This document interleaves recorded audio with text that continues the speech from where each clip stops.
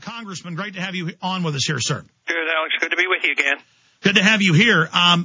Gallup poll shows that now a majority of Americans would abolish the Federal Reserve if they could, according to CNBC.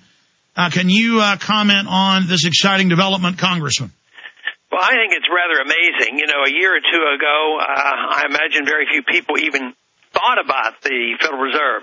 But I think because of the economic crisis, because of the blundering with TARP funds where the American people said, we need to know what you guys are doing and how you're wasting the money, we saw an opening that we could call attention to the American people about what kind of shenanigans have been going on in the Federal Reserve.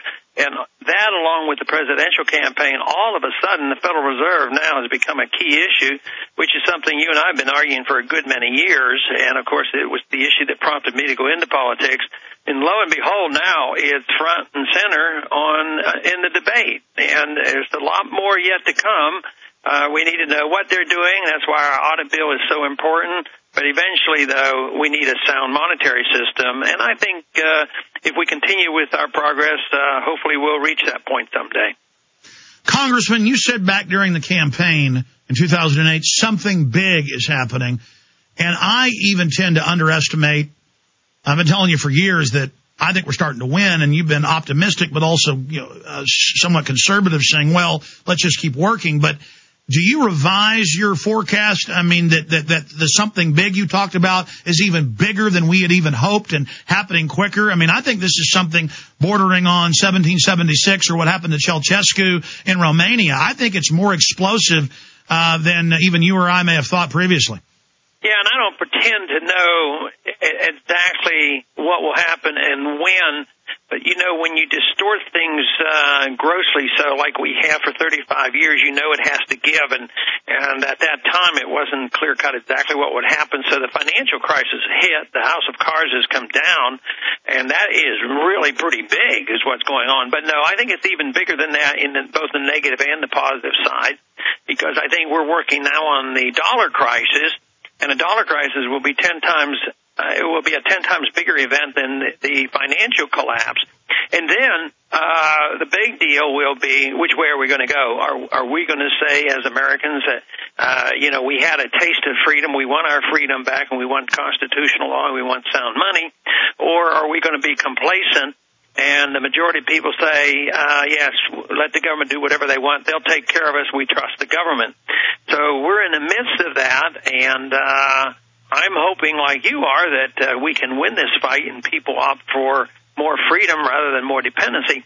But we're a little bit off from that because right now in Washington, everybody's, still pushing more government. I mean, just look at what Obama's doing with more war, more spending, more borrowing, more socialized medicine, more cap and trade, more taxes. But at home, when I go home or around the country or talk on radio shows, I find out that there's literally not tens of thousands, but literally millions of people who understand exactly what's going on, and they've had enough. And I think this spontaneity with some of these tea parties show that there's a lot of people very upset with what's happening. Well, yes, sir. We've gone in the last year from the media laughing at anti-Federal Reserve movement and the anti-globalist movement to now openly on the news every night. They're saying they're scared. The establishment is openly up there on their parapets, the controlled left-right paradigm, admitting that this movement is like a bushfire set in the minds of men. As Thomas Jefferson said, I mentioned the poll, the scientific poll, there's Gallups and others showing that below 50% for the Federal Reserve now and growing. Obama and his approval rating now the lowest of any modern president at this point 6 months in to office. It just looks like government on every front is in free fall unless you're pro-liberty libertarian like yourself, and your numbers are just going off the chart. Infowars.com numbers. My radio show is being picked up by more and more stations. This show is exploding. Every other indicator is liberty is rising. Tyranny is still juggernauting forward, but losing momentum as they drive through their agenda.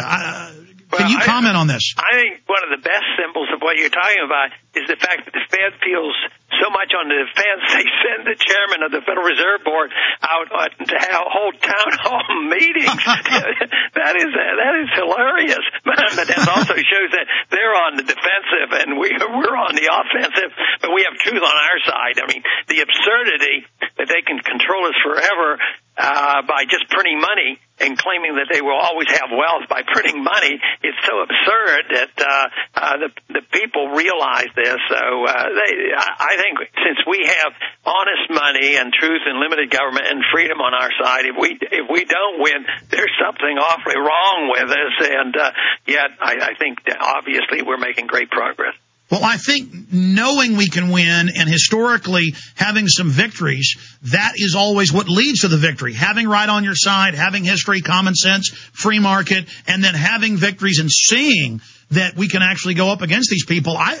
It's very exciting. I mean, the fight is just now starting. I'm not saying it's easy, but I think the momentum's starting to shift. Sir, you've talked a lot previously about stage crises, Gulf of Tonkin type events. They're now green lighting Biden and others saying, yeah, we will support Israel. They have a right to hit Iran.